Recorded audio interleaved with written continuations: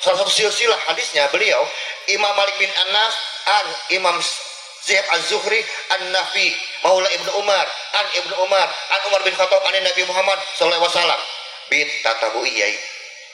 Silsilahnya nyambung semua.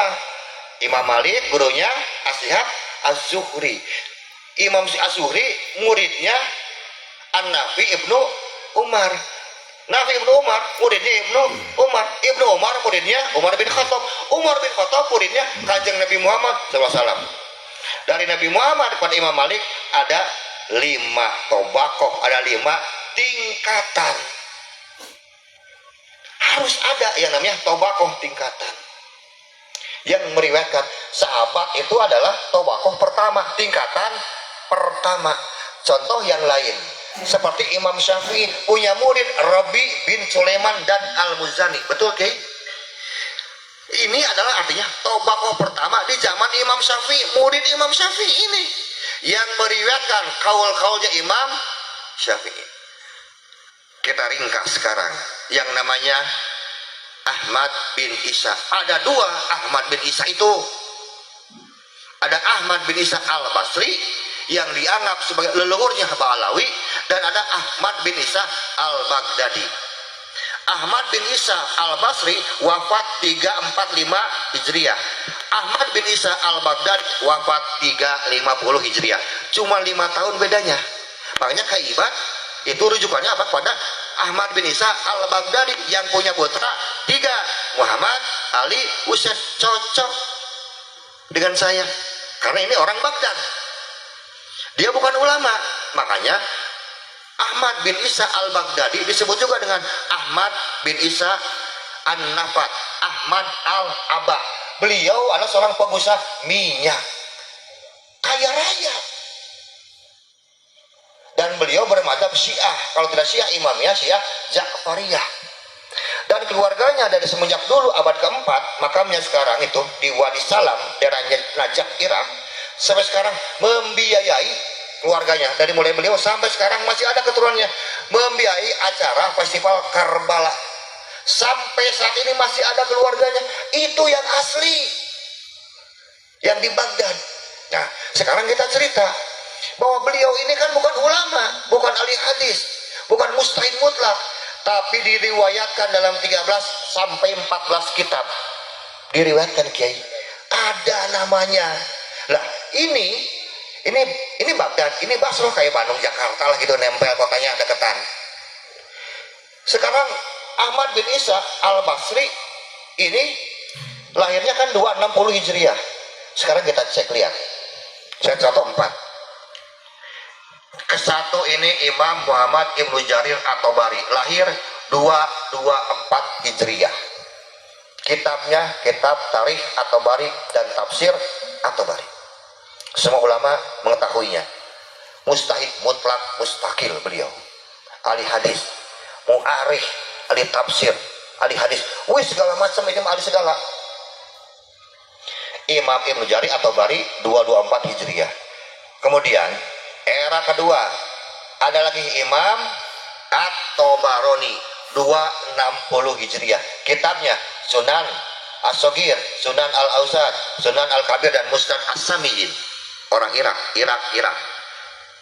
Kemudian tahun 260 juga lahir yang namanya Ahmad bin Isa, tahun 260. 1 tahun persis sama dengan Imam At-Tabarani. 1 tahun. Kemudian katanya beliau ini seorang imam, ulama, ahli hadis, dan mustahid mutlak. Katanya, pakai katanya. Setelah ini 260. Ada lagi anaknya 278 Hijriah, Ubaidillah bin Ahmad Al-Muhajir 278. Cuman antara ini ada lagi ulama-ulama kita di Irak semua. Ada Imam Ibnu Mandah, ada Imam Al-Baihaqi, ada Imam Ibnu Hibban, ada Imam Ibnu Huzaimah, dan ada Imam Al-Hakim.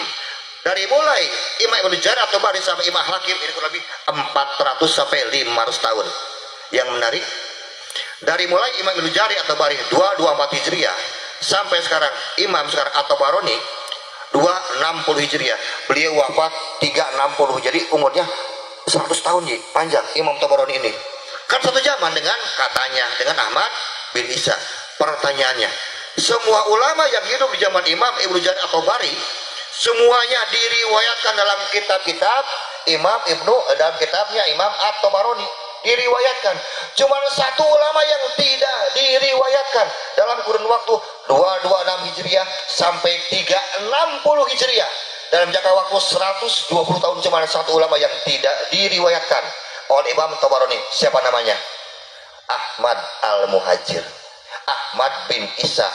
Kenapa nggak diriwayatkan? Karena orangnya tidak pernah dilahirkan. Jawabannya. Ah, sia dengekeun Balawi. Belum selesai, tenang. Jik dengekeun jik. Saya tidak membatalkan nasab, saya mah nasab urusan keiman. Har, dengekeun har. Sekarang di bawah Imam at-Tabarani ada Ubaidillah bin Ahmad al-Muhajir 276 atau 278 Hijriah, artinya umurnya beda antara 16 atau 18 tahun dengan Imam at-Tabarani. Ya. Beliau wafat 360 Hijriah. Ubaidillah 278 atau 276 Hijriah lahir. Kemudian wafat 345, 15 tahun bedanya. Berarti duluan Ubaidillah. Kalau memang betul beliau mustahid, ulama dan muhadis, lalu kenapa namanya juga dua-duanya tidak tercantum di dalam kitab sekarang? Kitab Sunan As-Shogir, Sunan Al-Ausad, Mujam Al-Ausad, Mujam Al-Shogir, Mujam Al-Kabir, dan kitab Musnad As-Samiyin. Kenapa dua-duanya tidak tercatat, tidak terkonfirmasi? Karena dua-duanya tidak pernah dilahirkan. Kan beliau mustahid, kan beliau ahli hadis, kan katanya ulama yang hidup setahun semuanya terkonfirmasi, terekam, tercatat dengan baik. Terus kenapa ini dua-duanya nggak tercatat? Kita bicara kehadiran mereka sebagai ulama ada atau tidak. Di belakangnya ada Imam Ibnu Manda, kitab Al-Iman. Ada sekarang kitab Ibnu Huzaimah, Sahih Ibnu Huzaimah. Kalau betul Sahih itu orangnya ada, harus ada namanya dalam kitab Sahih Ibnu Huzaimah. Ibnu Hibban, kitab Sahih Ibnu Hibban, nggak ada lagi namanya ini orang. Dalam kitab Al-Imam Al-Baihaqi, Sunan Al-Baihaqi, tidak ada lagi. Al-Adabul Baihaqi, tidak ada lagi namanya. Kemudian dalam kitab Al-Mustadrak Al-Hafidh Imam Al-Hakim, tidak terdaftar lagi, tidak tertulis lagi. Sekian banyak ulama-ulama yang hidup di Irak dan sekitarnya, tidak ada satupun yang meriwayatkan yang namanya Ahmad bin Isa dan Ubaidillah bin Isa. Jangankan sebagai mustahid mutlak, jangankan sebagai ulama atau ahli hadis, sebagai santri saja tidak pernah terkonfirmasi. Kenapa tidak terkonfirmasi? Karena tidak pernah dilahirkan di alam dunia ini. Itu jawabannya. Oh, siap. Dengekeun har. Dengekeun Kita Balawi. bisa mencek tentang kelahiran Imam Syafi'i dalam kitab Manaqibus Syafi'i karya sekarang Imam Al-Baihaqi. Dari pertama lahir sampai meninggal dunia, dan semua pertemuan Imam Syafi'i dengan ulama manapun tercatat dengan baik. Beliau mengaji, hafal Quran mulai usia 6 tahun. 10 tahun beliau mampu menghafal 10.000 syair bahasa Arab kuno. Umur 25 tahun mampu menghafalkan 150.000 hadis. Semua ada ceritanya. Padahal Imam Syafi'i lahir 150 tahun sebelum lahirnya Ahmad al-Muhajir katanya. Ini kan lebih primitif, ada datanya. Yang lebih primitif ada lama Pak, 150 tahun itu waktu yang lama. Kok datanya komplit? Ada. Pertemuan Imam Malik dengan Imam Abu Hanifah, pertemuan Imam Malik dengan Al-Faqih Al-Lain As-Sa'ad As-Samarkand, semuanya ada tercatat. Pertemuan ulama dengan ulama itu ada. Lah, kita ini pertemuan ulama dan ulama ada catatannya. Malah kita bukan mustahid. Ini sekolah mustahid nggak ada catatannya, Kiai. Gimana ceritanya saya bilang? Ngeyel bener. Penyusup itu eta mah. Jadi betul-betul ora ono, ora mawujud teu aya. Betul-betul nggak ada. Jin berartinya kunti. Betul-betul gaib kubro ini mah. Generawo juga nama. Saya bicara tentang data. Kalau ada, iya mana datanya? Saya bilang, coba. Katanya nanti orang bilang, ya kan yang tidak tercatat kan belum tentu tidak ada. Yang kita obrolin ini kan seorang ulama besar, seorang ahli hadis, seorang mujtahid mutlak. Yang kita omongin ini kan bukan tukang rambutan, bukan tukang roti, bukan tukang bawa rumput, bukan. Kalau mereka nggak tercatat ya wajar. Ini seorang ulama besar, diglorifikasinya, diangkat, disanjung, diberikan gelar luar biasa dalam keislaman, mujtahid mutlak. Dan dalam sejarah Islam, saya pernah mengecek itu, kalau sekarang mujtahid mutlak bilang misalnya gini, qala Imam Syafi'i, yang saya cek aja itu baru 1600. Qala Imam Syafi'i 1600. Imam Malik, Abu Hanifah kurang lebih 1000 dan 1200 kiai. Makanya aneh, kok ada sekelas mujtahid nggak pernah berfatwa? Dia ngajarnya di mana? Di mana sih ngajarnya? Di alam gaib. Kita pengen dengar. Qala Imam Ahmad bin Isa. Kan enak ya dengarnya. Ini nggak ada satupun. Atau qala dari anaknya Imam Ubaidillah bin Ahmad bin Isa. Qala. Ya mana kolanya saya bilang? Yang anak kolak pisang dan Coca-Cola nanti. Tuh kata Mbah Jarno. Betul lah. Kita bukan ajaran kebencian, enggak. Kita hanya ingin berbicara berdasarkan saksi, bukti dan alat bukti. Ya mana saya bilang. Coba lihat. Karena tidak ada satupun mustahid, baik mustahid mutlak, mustakil, mustahid mutlak, gair mustakil, mustahid madhab, mustahid morojeh, mustahid fatwa, kecuali mereka semua adalah perawi ilmu hadis. Mereka semua adalah rijalul hadis. Semuanya meriwayatkan hadis. Makanya mana? Sekali lagi, rijalul hadis itu sudah tertulis dalam kitab-kitab hadis. Makanya tidak bisa ditambah dan tidak bisa dikurangi. Makanya mana yang namanya Ahmad bin Isa dan Ubaidillah bin Ahmad bin Isa ada dalam kitab apa? Kalau memang betul mustahid, kalau memang betul sekarang ulama ahli hadis, mana kitabnya? Ternyata orang Penyusup. bohong lagi itu. Diadakan. Jangan marah, kita bicara fakta. Fakta itu adalah kenyataan yang apa adanya, yang memang nggak ada. Coba dia Ahmad Al-Muhajir lahir 260 Hijriah. Seharusnya mulai dalam kitab abad keempat itu sudah tercatat kalau memang betul mustahid. Ada nggak? Nggak ada. Abad 4, 5, 6, 7, 8, 9 nggak ada semuanya itu orang-orang. Pokoknya Ubaidillah pun nggak ada.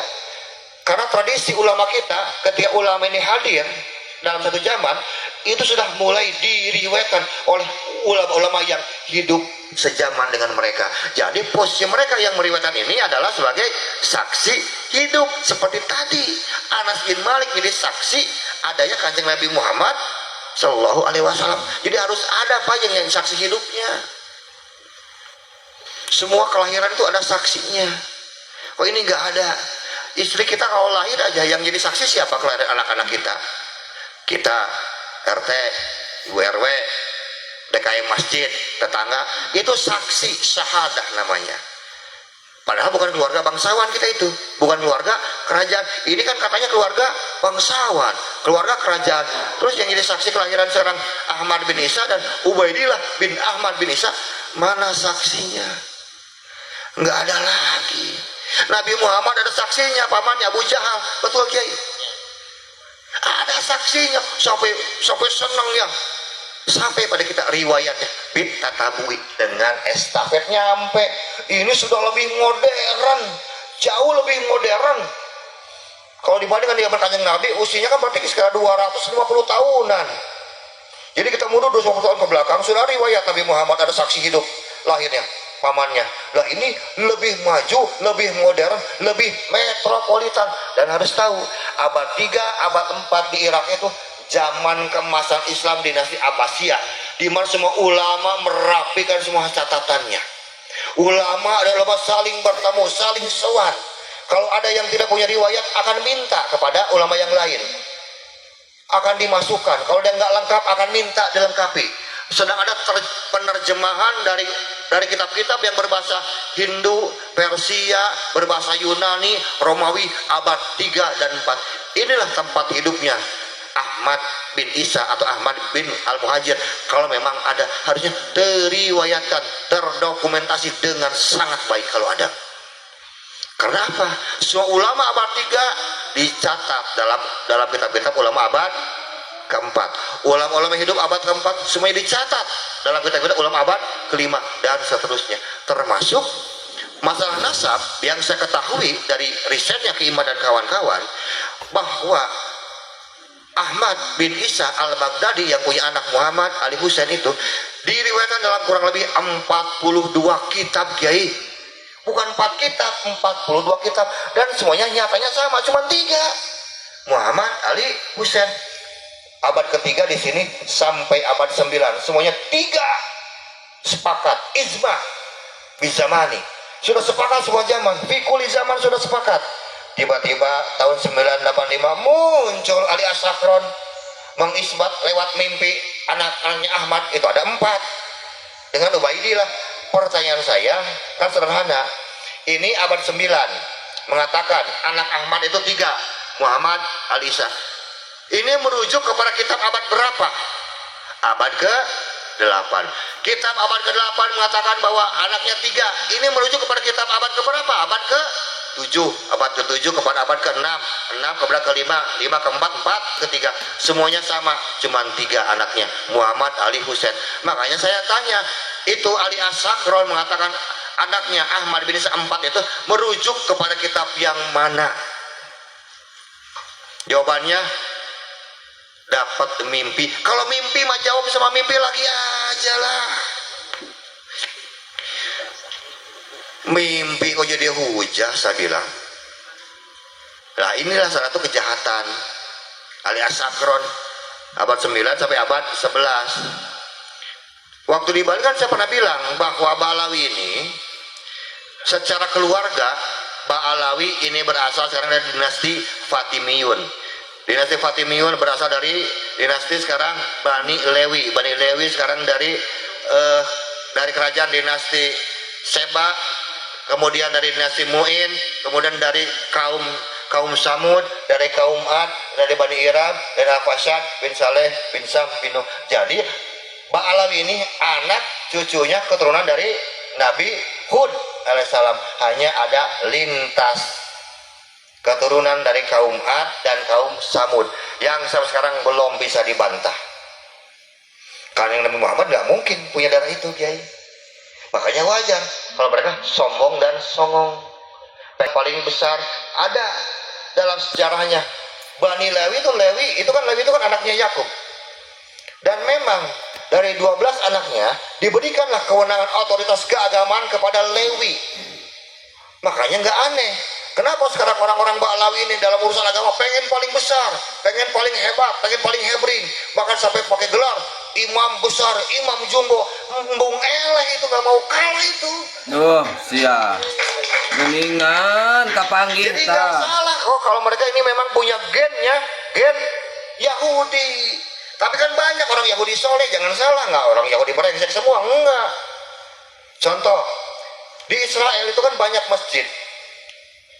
Orang-orang Muslim yang lahir sebagai Yahudi dan bermadzhab Syafi'i. Menarik, orang Yahudi, Muslim, madhab Syafi'i, ini bisa soleh. Ini soleh ini. Kenapa sekarang yang Ba'alawi di sini nggak bisa soleh? Padahal sama-sama turunan Yahudi. Nah ini makanya dibedain antara yang soleh dengan yang nggak soleh. Nah ini menariknya apa? Waktu saya di Surabaya saya bicara dengan Prof. Benem Ali. Prof, saya bilang, sepertinya penisbatan nama Arab Aribah dengan Arab Mustaribah sudah ratusan tahun terbalik, saya bilang. Profesor Benem Ali bilang, kok bisa gitu Yai? Ini hasil riset saya, Prof. Tapi kalau saya salah tolong dibenarkan. Saya katakan begini, Nabi Ibrahim alaihissalam dalam manuskrip klasik dan tua dikatakan berasal dari suku Muzarab, Muzaribe, Ya'rib, Ya'rub. Apa akar katanya? Arab dan Aribe. Dan memang Nabi Ibrahim adalah leluhurnya Arab kuno, karena bangsa Arab kuno ada 4, yaitu Arab Sumeria, Arab Akadia, Arab Syria, dan Arab Babilonia. Dan Nabi Ibrahim termasuk suku Arab Babilonia. Suku Arab Babilonia ada dua, Arab Babilonia Abrahamik, artinya keturunan sekarang Nabi Ibrahim, dan ada Arab Babilonia non Abrahamik.